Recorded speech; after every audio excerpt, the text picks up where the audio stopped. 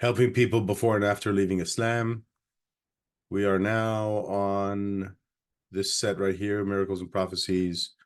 Is the Quran really compatible with science?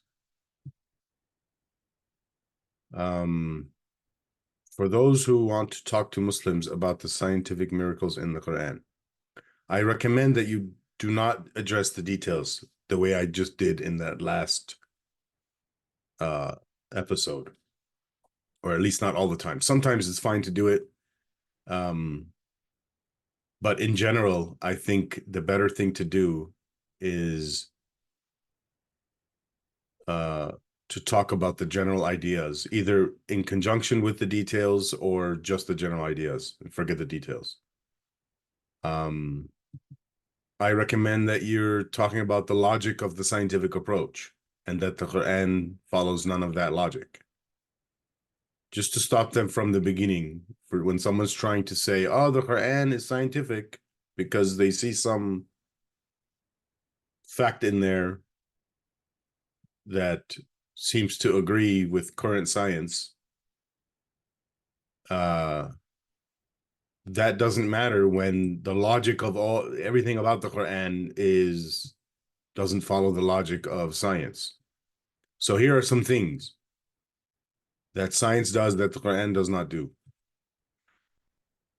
We try to avoid vagueness as much as we can. When we see vagueness, we try to get rid of it. So for example, instead of saying, like during an experiment, let's say it's a biology experiment and they want to starve the mouse. Instead of saying we starve the mouse, it's more accurate to say something like we gave the mouse, he was food deprived for 8 hours. In science, we're trying to remove contradictions. We're trying to remove internal contradictions within a theory, and we're also trying to avoid contradictions between our theories, and also contradictions. Oh, I didn't say that here, and contradictions between a theory and the observations of reality that the theory is supposedly predicting.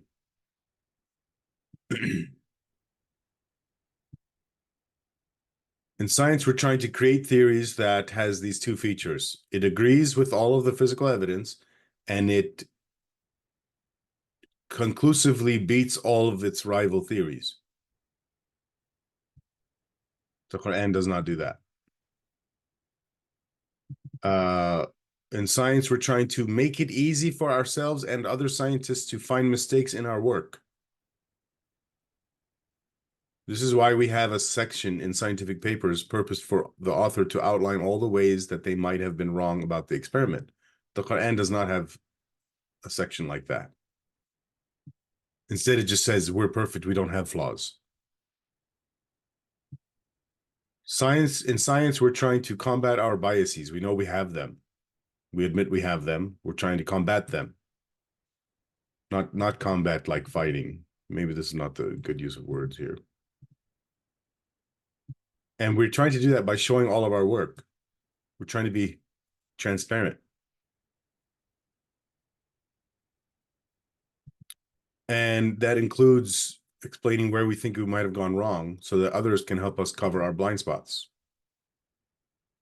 Since the Quran does not follow any of these crucial scientific, methodological, logical things, the Quran is anti-scientific.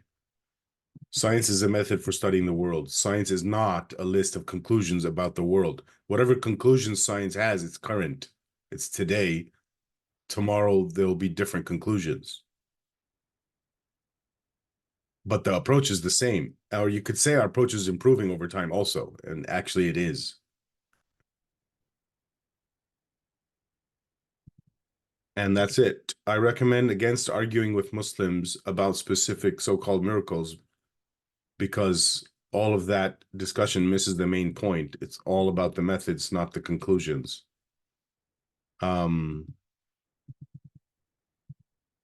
Let's see. Let's do some comments. Historical T9115. Sure, the Quran is compatible with science. If you twist the words and interpretations of it, when Muslims try to prove the Quran is scientific, it's usually just a game of semantics that you could play with any book. Yep, that's right. Oh, I didn't see this before. Somebody asked, how so? And here's the reply. For example, quote from the Quran, or they are like darknesses with unfathomable sea, which is covered by waves, upon which are waves, over which are clouds, darknesses, some of them upon others. When one puts out his hand, therein he can hardly see it, and he to whom Allah has not granted light, for him there is no light. Incredibly, oceanographers have stated that unlike the belief that waves can only occur on the surface, there are waves that take place internally in the oceans. This is a complete twist of words after that he mentions darkness upon darkness. Why don't they talk about that? I don't know what all this is about. The obvious question is, if there are scientific miracles in the Quran, then why hasn't a single discovery ever been made or promoted by it? Yes. What is the point of just after the fact saying, oh, look, it matched? It didn't help us any. It didn't help us discover any science. This person says, I disagree. I would expect a holy book to simply tell me how things are, since it has all the answers. Sure, it can have an appendix on how we can derive those things or what we've been doing so far, but it's not a requirement. That's why I debate the scientific errors themselves. The Earth orbits around the sun would have been a good enough statement, in my opinion. Maybe my standards are too low at this point.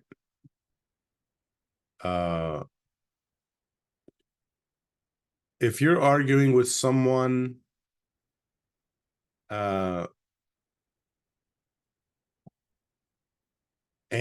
they have this conception, yeah, it could be helpful to discuss the errors themselves. That's why I tried to say, you know, as a default, it's the other way. And maybe he thinks the default's the other way. But what I'm doing is based on my experience of discussing with people. But also part of why I do it my way is sometimes I haven't studied the details that they're talking about, and I still want to be able to discuss it. And I should be able to, and I can. And that's the point. I can have these discussions with people without knowing details because, like I'm saying, the details don't matter. That's it for this video.